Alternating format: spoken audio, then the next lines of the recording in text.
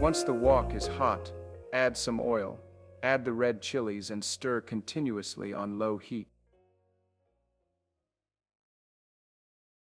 Remove the red chilies and set them aside.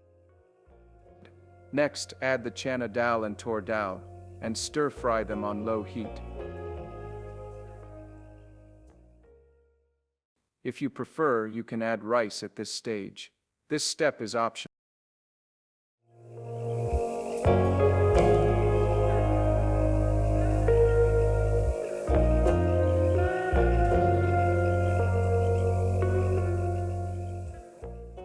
Add the coriander seeds and stir-fry them until aromatic.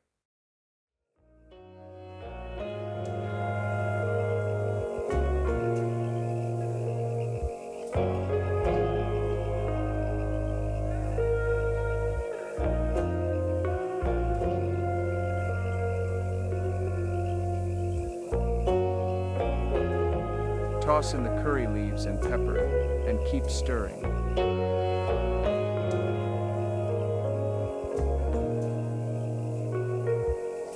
Add the metha seeds and stir for a few seconds.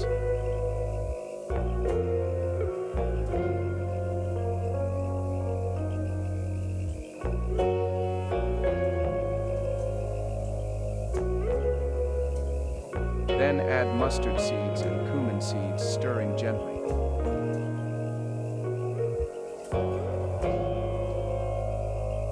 Finally, sprinkle in a pinch of hing, asafoetida. Allow the mixture to cool completely before grinding it into a fine powder using a mixer. Remember, you can adjust the quantities of the ingredients to suit your taste preferences.